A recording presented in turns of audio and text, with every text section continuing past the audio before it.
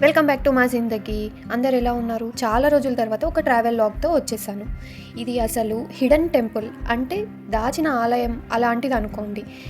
ఇది ఎక్కడో కాదండి, మనకి బెంగళూరుకి నియర్ బైలో ఉంది. ఎవరైనా చూసింటే కమెంట్స్లో మెన్షన్ చేయండి. అసలు ఈ టెంపుల్ ఏంటి అని అనుకుంటున్నారా? భోగ నందీశ్వర ఆలయం. నంది హిల్స్ అందరూ వినే ఉంటారు. దానికి వెళ్ళే దారిలో ఈ ఆలయం అనేది ఉంది. ఇది ఎక్కడ ఉంది, మనం ఎలా వెళ్ళొచ్చు, అండ్ ఈ ఆలయం ప్రత్యేకత ఏంటి అనేది మనం ఈ వీడియోలో తెలుసుకుందాం. భోగ నందీశ్వర ఆలయం, ఈ పేరులోనే తెలుస్తోంది కదా ఇది శివుడి ఆలయం అనేసి. ఈ భోగ నందీశ్వర ఆలయం కర్ణాటక రాష్ట్రంలోని చిక్బలాపూర్ జిల్లాలో నందికొండల పాదాల వద్ద ఉన్న నంది గ్రామం అనే ఒక చిన్న గ్రామంలో ఒక శివాలయం. ఈ ఆలయానికి బస్ ఫెసిలిటీ పెద్దగా లేదు, సో మనం ఓన్ వెహికల్ తీసుకొని వెళ్ళొచ్చు. ఈ ఆలయం వచ్చేసి బెంగళూరు నుంచి 60 కిలోమీటర్ల దూరంలో ఉంది. చూస్తున్నారుగా ఆలయం అసలు చిన్నగా ఉందా, ఎంత పెద్దది. ఇలాంటి ఆలయం మనకి ఇన్నాళ్ళు తెలియలేదు.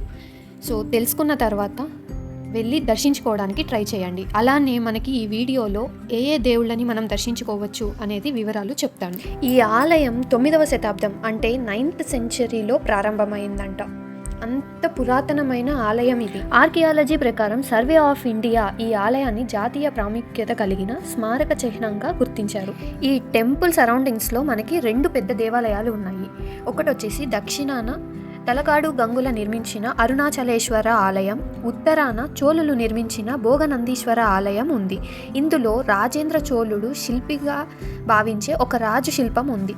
మధ్యలో ఉమామహేశ్వర ఆలయం అని ఒక కళ్యాణ మండపం ఉంది. ఈ కళ్యాణ మండపంలో నల్లరాతితో అలంకరింపబడిన స్తంభం ఒకటి ఉంది. దాని మీద శివుడు మరియు పార్వతీదేవి, సృష్టికర్త అయిన బ్రహ్మ మరియు సరస్వతి, రక్షకుడు విష్ణువు మరియు లక్ష్మీదేవి, అగ్నిదేవత మరియు అతని భార్య స్వాహాదేవి మరియు అలంకార తీగలు మరియు పక్షులు ఉన్నాయి.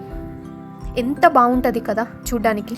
ఇలాంటి మరిన్ని అద్భుతాలు మనం చూడాలంటే ఈ ఆలయాన్ని తప్పకుండా దర్శించుకోవాలి. చూడండి ఎంత ప్రశాంతమైన వాతావరణం, అలానే చెట్లు, కోనేరు ఎంత బాగుంది కదా.